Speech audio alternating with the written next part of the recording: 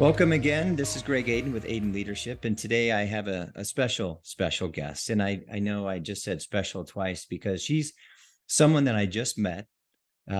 She lights up the room, and we'll talk more about that in a minute. And she is probably one of the more humbled, credentialed people I've ever met.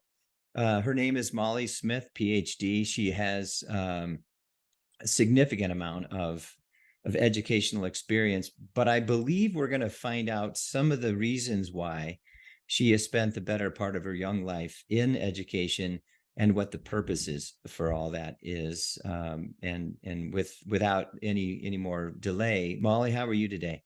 I am fantastic, Greg. Thanks so much for inviting me. I'm thrilled to be here. Here in Denver, it's a beautiful day, almost 80 degrees in mid-October, so doesn't get much better than that. No, we're lucky. I too make home in Denver, as most of the listeners know already. I want to first of all just say, when I said earlier we just met, literally last week, I was addressing a group of public sector human resource association or human resource professionals, and you were there representing Denver University, correct? Yes, University College at the University of Denver, which is one of our graduate units on campus. So we like to think of ourselves as a big family, but University College specifically is the department I call home. Beautiful. Well, tell us more about your home and tell us what do you do there. And my listeners will also want me to ask why. Why do you do what you do? But tell us where and what, and then let's spend some time on why Molly Smith does what she does. Sure. Well, I think almost every good answer really starts with the why, because when it comes down to it, as Simon Sinek would say, that's really what matters, right? So I think the why is a great place to start. I'm the daughter of two public school educators. So I grew up in a household where we did multiplication tables around the dinner table, and I sort of thought that was normal. Probably until high school or college, and I realized, oh, that's not true for everybody. Or No. learning about the rhinoceros on a summer morning and going to the zoo as a family in the afternoon. So I feel like from a quite young age, the importance and the value of education was really instilled both in me and in my younger sister.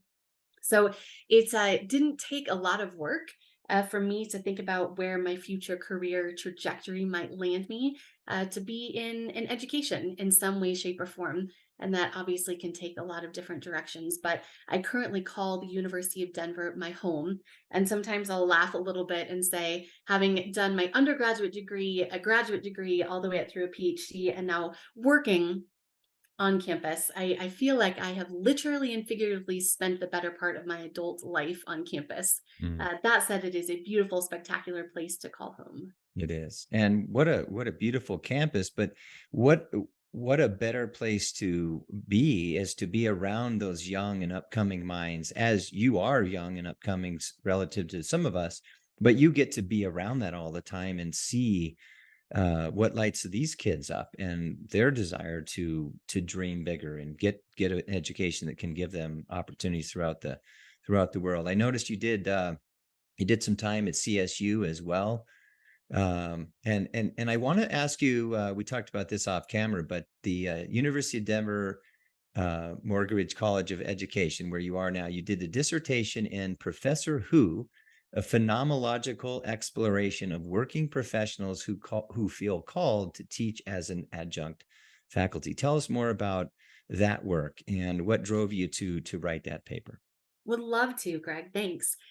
As I mentioned, I feel like some of us are just really hardwired to be lifelong learners, to be curious people, and that lands us in a variety of different professions. But I do think that folks who land as adjunct faculty members, meaning they're not full time employees of a university, but maybe come and teach a course every year or a course every term or something in between. And one of the things that was really intriguing to me was to think about this compulsion, this vocational call Mm. for something that isn't necessarily sexy or glamorous, and yet people still do it. And what I wanted to explore a bit in that dissertation was what is it that truly makes people feel called to teach in that way? So many of the faculty whom I oversee in my role as the director of the organizational leadership program and our strategic HR program are full-time working professionals. They have 20 plus, 30 plus careers, 20 or 30 years plus careers in industry and Sure. choose to come back and spend time in the classroom. And I was curious about why is that? What is it that gets these people fired up? And they could be doing a lot of other things with their time. And yet they choose to come back and invest in the next generation of leaders, of thinkers, of HR professionals. So the dissertation was really an expression of my curiosity around why is that? What is it that gives these people joy and motivation and brings them into a classroom environment when, as I mentioned, they could be doing a lot of other things with their time? So the goal was to really explore the phenomenon of feeling called to teach, but Uh, not in a traditional sense as maybe a high school teacher or a tenure track professor who spends decades in the classroom on a college campus. It was sort of this unique expression of what it is to be a teacher, but in yeah. a slightly different context than many of us originally think about when we consider what it is to, quote, be a teacher. Yeah, I'm going to ask you why, but I'm going to tell you if I were one of them, and I have addressed many high schools and colleges in my day just as a leadership coach, but I would say to me, one of the reasons why would be I love giving back.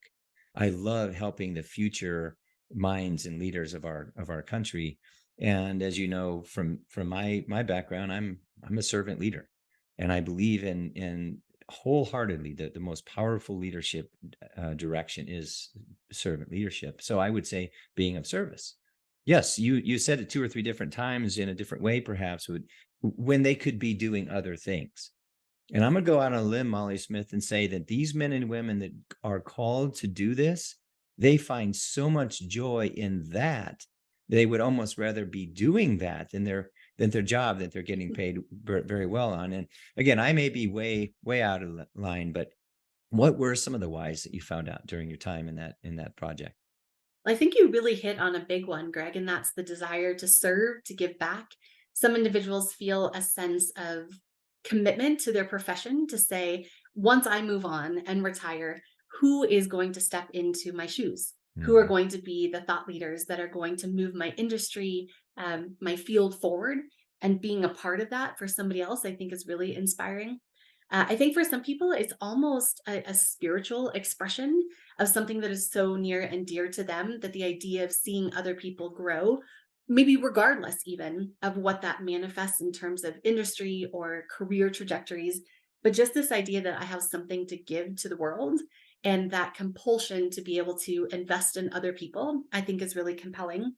Some people, I think it is directly related to their desire to see the field advance and Yeah. to be able to say, I need to be an advocate, especially if it's a more obscure graduate degree, who really will step in and fill those leadership positions. So some of it is, um, from an efficiency and the future of their field. But it really did vary. And I think also some of it related to people who had somebody in their own life who made a profound difference as a teacher, either Yeah. inspired them, helped them see the potential in themselves that maybe they did not even see. And to say, I want to be that for somebody else, and feeling like a commitment to a full-time teaching role maybe wasn't the way that that would show up, but to be in a place and space where they could speak into the lives of somebody else and inspire them in a way that they themselves experienced, I think was a pretty powerful motivation for some people as well. Yeah. So I heard a couple things there I wanted to comment on is they're giving back, but they're also paying it forward. They're also setting up people for success. And I also heard you say there's a spirit in wanting to serve others.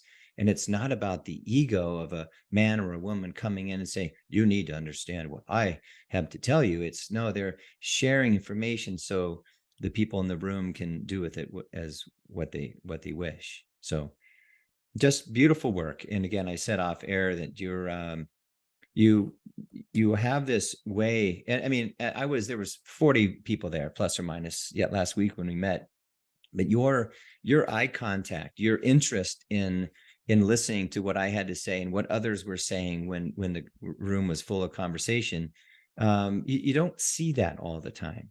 And tell me where that comes from, or is that just a natural way of showing respect or making eye contact? Or you just seem like you have this interest to gleam onto what was being said, and but without needing to be heard. And again, that's just a beautiful attribute. So did that come to you from one of your parents? Did you learn that along the way? Off topic, but I'm real curious. That's a great question. I don't know if I've ever really thought about it in that way. I think from the time I was quite young, I knew that I was hardwired to be a curious person and a motivated learner. I mean, arguably, as a child, if you do well in school and you pay attention and you do all the things you're supposed to do, it pays its dividends. And so I feel like that was Yeah. encouraged from the time Yeah. that I was young and somebody said, "Gosh, I see some potential in this girl. Let me invest in her. Let me give her opportunities to blossom, to grow, to be enriched." So I was quite fortunate to have had an exceptional learning experience from kindergarten up through 12th grade, and then further advanced at my time at University of Denver. Um, and perhaps, yes, informed by my parents, who instilled in both my sister and me the importance of working hard and of education and of respecting people and truly listening. So I think it's probably a combination of all those things. But I think at the end of the day, there is something to be said about just how we are hardwired. And when I'm in an opportunity to learn, I feel like my mind expands. Sometimes I've described it as they're just fireworks that happen Yeah. that make me excited and engaged. And I begin to see connections and relationships between concepts. And I think maybe that's what it feels like to be hardwired as a continuous learner.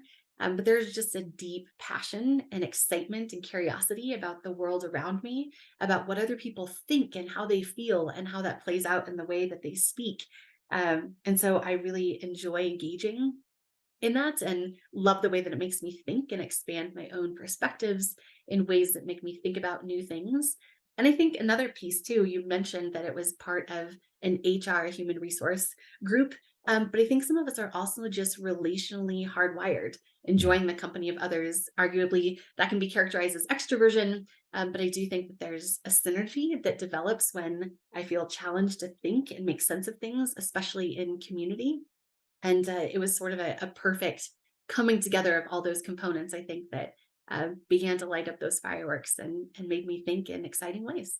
So when you're in front of a group of students, I'm assuming you see little Mollies and little Mikes like you that are engaged and they're lighting up and they're full of fireworks with the ability to learn something and really connect the dots and then walk out of there and want to share it with others. And when you see them, what kind of reaction do you get? And because I want to focus on the positive, because I know there's probably a few in the room every once in a while that aren't paying attention or doing their best to act like they're paying attention. But what do you say to those that want to do something like what you're doing, and you can just see it in their eyes and see it in their smile?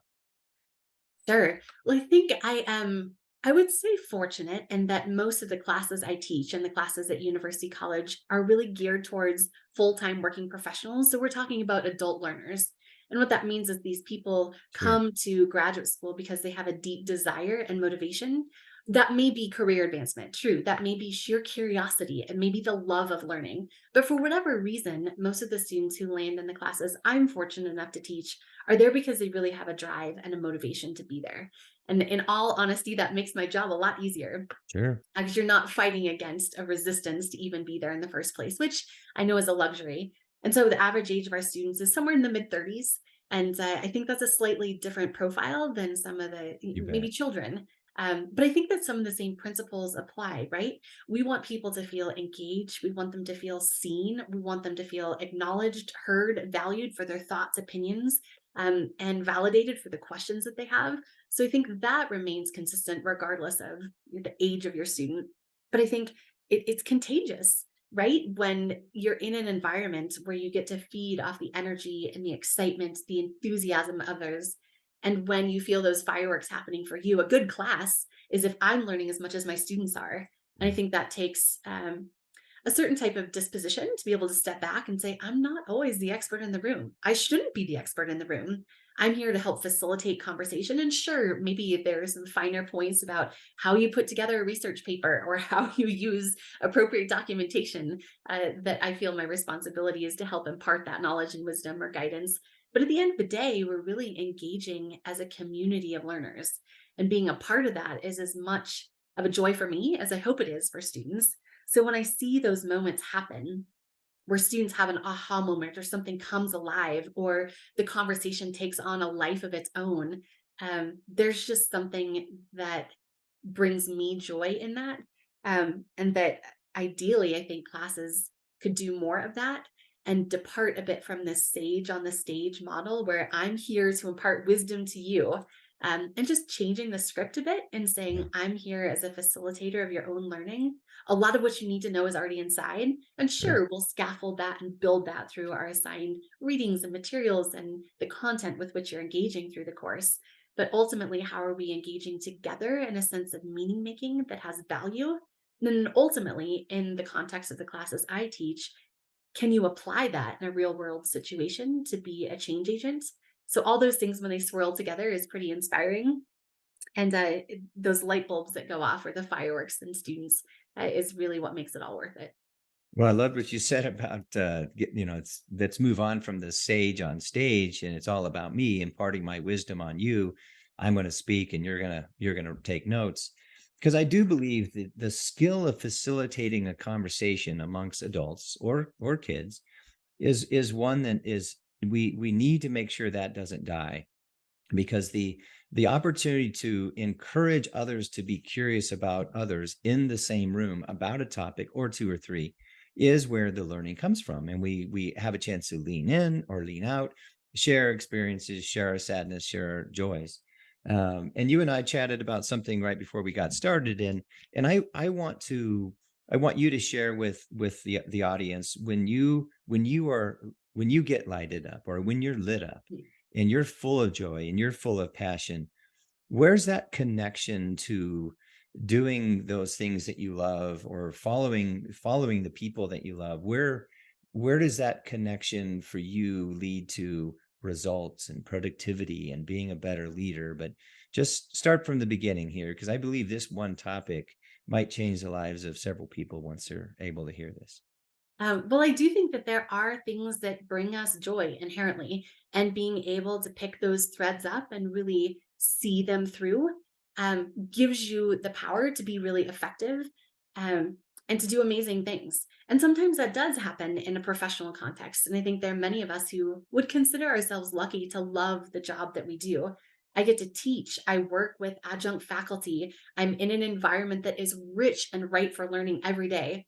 I laugh sometimes and say, on any given day, I can meander across campus and find a guest lecture, oftentimes free food, because that's how they get a lot of students there.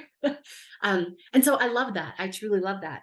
But I do feel like it's important at the same time to acknowledge that we really are holistic beings, and the things that bring us joy and the things that make us feel truly alive are the very things that make us better leaders, right? Because when we feel like we are fully authentic and who we are, we do a better job, whether that's being a parent or being an employee, being a supervisor. I spend a lot of time in endurance athletics. I'm a runner, a marathoner, a long distance triathlete, and so I find a lot of joy in that endeavor as well. And I know they sound like very different things, being a professor on a college campus and working in the classroom or in an academic environment, or sort of being out on a trail and running for hours. But they both bring me joy in very different ways. But ultimately, how that feels and how that lands, I think, helps make me a better version of myself. I feel when I'm running or riding my bike or swimming or competing, I appreciate the discipline that it requires. I love the physical challenge of it. I like the goal setting, putting my mind to something and then following through in a way that I can see tangible results. I love that. I love the challenge of it, and just the physicality of it is very much hardwired into who I am as well. And so I think that that translates into our professional endeavors as well, Mhm. when it takes things like dedication and drive and goal setting. So for me, I see a lot of parallels and how I identify as an athlete and then how I do so in professional context. And so I think that there are amazing, beautiful things that emerge from those same practices and same discipline, regardless of context. And for me, those are the moments where I truly do feel a sense of accomplishment and joy. And then I think again, make me a better version of who I am as a person, as a mom, as a leader, all those things. Um, and ultimately, at the end of the day, that's what we would hope for all of us, right? Is that we find the things that help us make ourselves better. Yeah. And you said that you love the physical challenge of it, but I would say from one athlete to another, our mind often gives up way before our body does.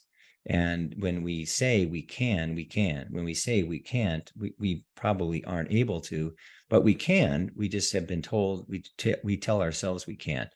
And I believe when you talk about leadership, there's a lot of times where you need to tell yourself, yes, it's going to be a grueling quarter, or it's going to be a big trip with this person. But you can also say, I will. I will succeed. I can do this, and I will. And the people I'm working with are going to follow me. And I believe we can talk ourselves in and out of a lot of challenges before they even become challenges. So what do you say to that? And then I want to move on to one of my favorite topics. You opened the door just a bit ago by saying, as a mom, I believe. Well, first of all, what do you hear when you hear the our mind gives up long before our bodies do? What does that mean to you? I think that's absolutely true. In a very athletic context, if you know that you've got two more repeats on the track, or you know you've got another 5 miles to go, um, what are the mental messages you send to yourself? I know in your presentation talks a little bit about growth mindset and this idea of how, as an athlete or a professional or a parent or whatever context you're trying to apply some of these principles, how do you approach the mental game of it? And I think sometimes, arguably, that's more pronounced because if you're out there doing an Ironman or a half Ironman event, you've got between 70 and 140 miles um, to be in your own head. Yeah. And there are moments that you feel great. There are moments that don't feel great. But how do you navigate that? How do you negotiate that? How do you do that in training? And then how does that play out on the race course on race day? And I think there's a lot of power also in overcoming those challenges and being able to say, I can do hard things. I have done hard things. I've completed these races, or in a professional context, I worked for that promotion, or I, I finished a dissertation, which is no small feat in Not at terms of all. time and effort. So looking back on past successes, still with a spirit of humility, but to say, I have the confidence that I can do hard things and I will. Yeah. But your minds, especially on the race course, can either be your greatest advocate or your greatest detriment. But the beauty of that is that in large part, you have control over that. So being Hmm. thoughtful, intentional about what messages you're sending yourself, what thoughts you're allowing to creep in, especially during those hard moments, but being able to harness that. And I think honestly, I you just had the Women's World Championship event for the Ironman triathlon this past weekend in Kona, Hawaii, um, and talking about the mental strength and the grit that it takes to really perform at the world class level. And some of the post race interviews with the top women in the world are truly remarkable in terms Yeah. of the conversation you have with yourself throughout the day. And that certainly translates to leadership and to your professional life as well. But how are you coaching yourself into believing that you can and knowing that you have in the past and you will again, if you Yeah. believe? No, and yeah, we talked about I think versus I believe, and in fact, when Gabby introduced me, she remembered that from something I said 2 years ago, and I was tickled by that because I believe that when we say I think, we aren't quite sure that we can. But when we say I believe, and we also speak our truth, one of the more important professions or opportunities in the world for me is a parent. And give me your quick, why do you believe parents are so important to all of us, including but not excluding the children in this world? Well, you're given this amazing gift of this little life, this small human, and there's a lot of responsibility that comes with that. But thinking about how are you investing in that small person, that life to make the world a better place on the back end? And Yeah. there's some weight to that. There's some weight to that. And I think that as you journey through parenthood, there are moments that that weight feels heavy. There are times when that weight feels light. But at the end of the day, if you truly believe that you have an obligation to cultivate a good human being, that there are components that come with that that require thoughtful investment, that require sacrifice, that require humility on your part, saying, "Well, that didn't go as all as I had planned," or Right. "Here are my hopes or dreams." But we're given again this gift, and how do we steward that in a way that helps cultivate a sense of compassion and kindness and empathy and good, all the things that I think we culturally would hold as values and say, well, here's your great experiment, right? And you're handed this little life, and there's no instruction manual when you walk out of that hospital, and you do your best. And like I said, sometimes there's spectacular successes. Other times, probably for everybody, feel like spectacular failures. But I think that there is a lot of responsibility and joy that comes with that. Um, but I take being a parent really seriously and feel like while there are a lot of inputs in our holistic identities that are important, how you make an impact and shape the life of the child or children in your home, in your family, I think is perhaps one of the greatest responsibilities and treasures that we're given. Yeah, beautiful, beautifully said. And I asked the question of my guests many times because I am too in agreement with you that this is one of the more important roles that you will play, and the most awesome privilege and honor that you'll have as an adult is to raise a child and do with it as you wish. And there isn't any instruction manual, but there's a lot of great examples out there for you to follow. And there's a lot of other examples that you might want to not follow.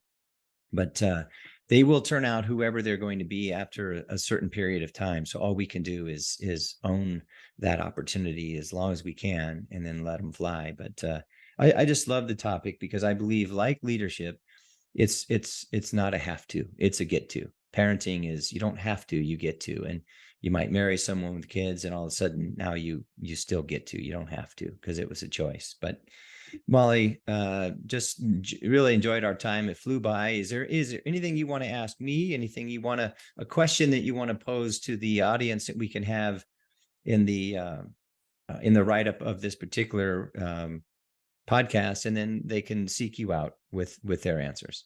Sure. Well, I think because we've just been talking about parenting, perhaps the thing that comes to mind for me in that regard, um, just recently was listening to somebody speak a bit about some generational shifts in terms of our parenting and parenting approaches. And it was interesting. I haven't looked at the research, so like a good scholar probably should. But when they asked parents in the 70s, what is your ultimate goal for being a parent? What is your ultimate goal for your children? The number one answer, at least in the United States, was something around the idea of I want them to be a good adult. I want to cultivate a sense of responsibility. I want them to be successful. I want them to be well adjusted. Mm. But it was forward looking in terms of how do I want this end result, this human that I'm raising, to show up in the world in adulthood. And then it was an interesting shift that starting in, I think it was the late 90s, early 2000s, when you started asking American parents what they desired for their children, the script changed a bit. And more commonly, and even more so now today, was this idea of I want my children to be happy. And that struck me a bit because I think that you could probably dedicate a whole nother podcast episode to Sure. this, but what is the intersection of raising a successful adult and their happiness? And are those sometimes at odds? So for other parents out there who might be listening, that might be something worth chewing on a bit in terms of when you think about your own parenting goals. Are you trying to parent in a way that makes your children happy, which isn't necessarily a bad thing by any means, but at what expense? And does that potentially compromise uh, what it looks like to be a responsible adult? What is your true goal? And I feel like even entertaining that in some of the parenting decisions I've made, my husband and I have made, even in the last couple of weeks, I thought, my job as a parent isn't necessarily to make my child happy in every moment. That's sort of a happy side effect of good parenting, oftentimes. But sometimes I think the really good parenting happens in the moments where your children aren't happy because they're learning a hard lesson. You're allowing them to fail in a Yeah. safe environment in a way that cultivates a sense of responsibility and ownership and resilience and grit and all these things that research tells us are really important for their long-term success. So I will say that that has shifted my paradigm on that a bit. And I think I'm increasingly interested in exploring in my own parenting what it means to raise children in ways that will make them great adults, and less focused on what makes them happy. So that might be one question that could be interesting again for the parents listening to chew on a bit. Um, and the other question that I think I have maybe answered, although I won't say that I've arrived. But what are the things that truly do bring you joy? we can sort of get dragged down into the daily grind, the routines, the rhythms that our jobs demand of us, and how are we finding those moments of joy? Because as I mentioned earlier, I think when we're truly alive and firing in all cylinders, and those fireworks are happening, and for me, that's teaching, that's learning, that's growing, that's being in the classroom, that's running. I know what those things are for me, and those are the things that make me a better mom, a better leader, a better employee, a better supervisor, a better teacher. But I would say that it might be worth some time thinking about what are those for you, listeners? What are those things that bring you joy, that make you a better version of yourself? And how are you engaging in those activities in a way that truly does advance you to that next level and allow you to be authentically your best self? So those might be the two questions. I'm sure you come up with some more. But maybe that's a good start for now. Yeah, and Ken, we can talk about this another time in more detail, but your distinction between parenting in one generation versus another, and there were 30 years there, at least maybe 25. And I believe to the parents that are listening, you are not ultimately responsible for your kids' happiness. They are. You have a short window to be responsible for their growth and what it is they focus on, and direct them accordingly. Likewise, you will not be directly responsible for all of their successes, because at some point they stop listening to you and they stop learning and listening from others, i.e., a Molly Smith of the world. It's our job to put them in the right position to succeed, and then just guide them accordingly. I would also say, I love your what lights you up, what's your passion, what's your joy, what gets you up in the morning, and is that what you're doing today? And if not, could it be that you might need to take a break from what you're doing, and search something that does bring you joy and happiness? Because again, I don't have half the education you do, but I know this: when I'm doing something I love, I smile.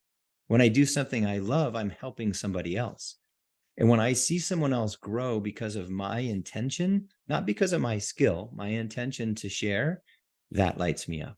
And that keeps me young. Look around, the people then are aging quickly are probably the people that have just done the same thing over and over and over and over. And they look in the mirror and they say, "Oh, John, oh, Joan, how did I get here?"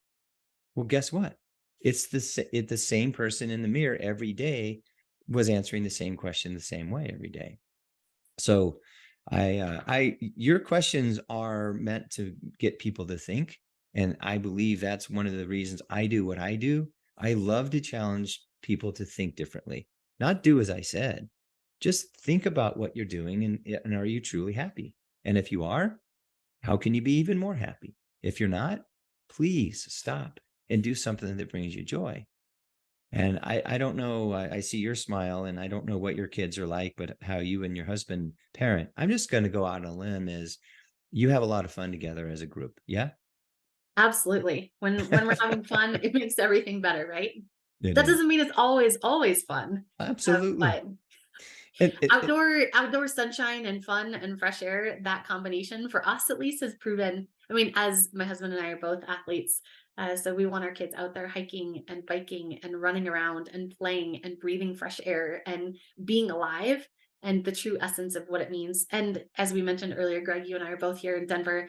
We have the world's best playground in our backyard in terms of access to mountains and trails and the beauty in all four seasons. So yes, we spend a lot of time playing outside. We spend a lot of time recreating outside. And I feel like maybe as a parent, when your kids are independent on two-wheel bikes before 3, and your 4-year-old asks for a kayak for his birthday, then we sat back and smiled a bit and said, "All right, I think we're maybe doing something right here." Absolutely.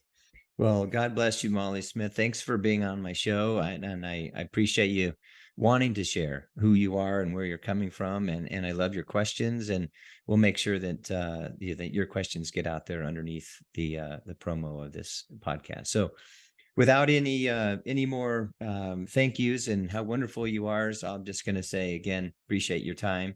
Go out and give someone a big hug, and look for the little Mollies and little Mikes out in the world, and continue to serve them well. So with that, I say goodbye. Remember to find out what lights you up, what brings you joy, what makes you happy. And if you can't think of it, then ask somebody because they may see you and say, Greg, when you were doing this, you seem so happy. And for those that know me, it's probably when I'm leading, I'm coaching, or I'm with my spouse and my young boy Brooks. But I love being with people, and I'm not an extrovert, or I guess Tammy would maybe argue with that. I just like being around people better than machines. But you often find me walking and hiking and on my bike too. So I guess there's no one there. But anyway, with that, thank you again. Appreciate you chiming in. And again, this is Greg Aden with Aden Leadership. Go out and be kind and considerate, and find out what lights you up. Amen. God bless.